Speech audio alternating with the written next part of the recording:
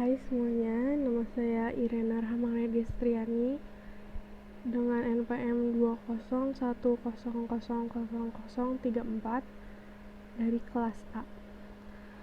Hari ini saya akan membawakan materi hukum internasional. Langsung aja kita mulai.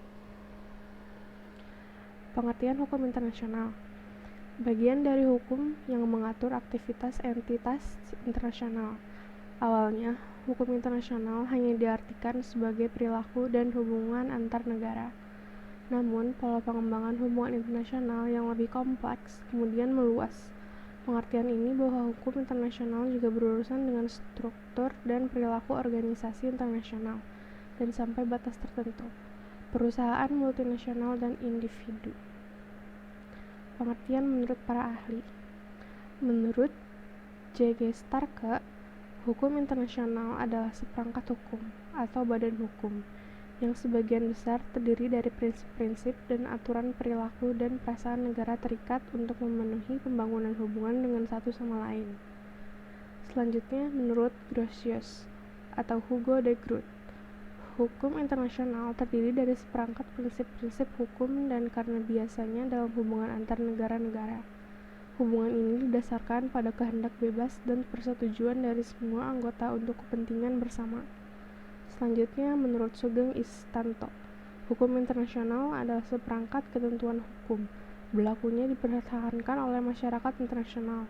Selanjutnya, menurut Oppenheimer, hukum internasional sebagai hukum yang timbul dari masyarakat internasional dan perjanjian pelaksanaannya dijamin dengan kekuatan dari luar.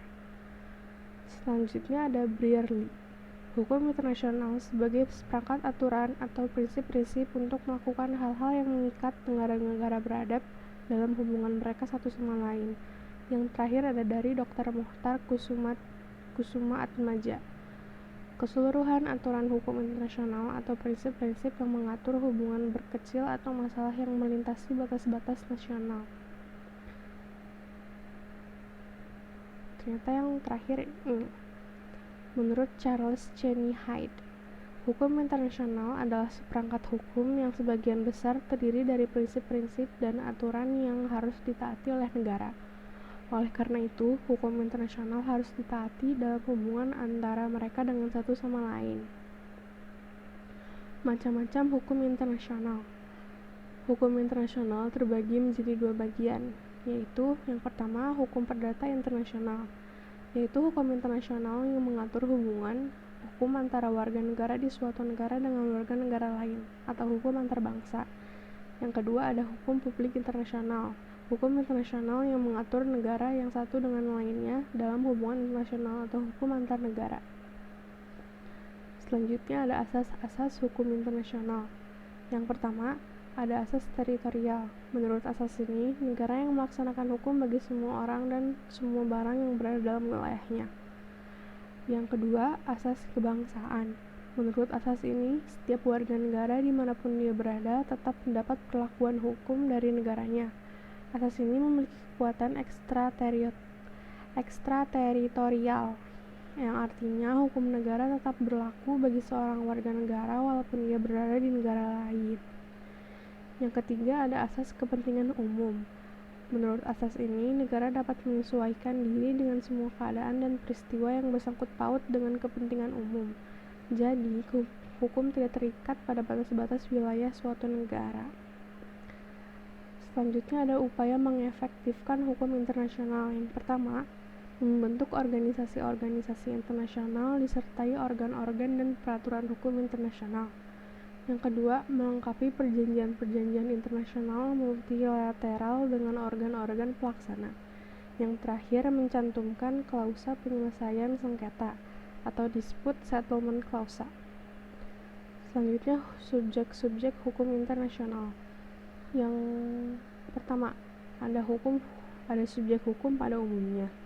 Subjek hukum adalah pendukung hak dan pemikul kewajiban. Yang pertama ada individu atau natural person, orang atau individu yang karena sifat alamiah dan sosialnya. Yang kedua ada badan hukum atau legal person, suatu badan atau lembaga yang sengaja dibuat atau didirikan untuk suatu tujuan tertentu. Yang selanjutnya ada subjek hukum internasional.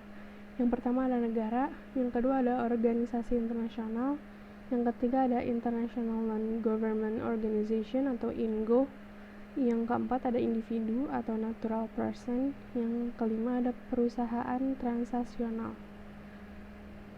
Yang keenam ada International Committee on the Red Cross atau ICRC. Yang ketujuh ada organisasi pembebasan atau bangsa yang memperjuangkan haknya atau National Liberation Organization or Representative Organization.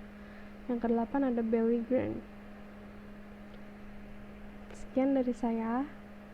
Selamat siang.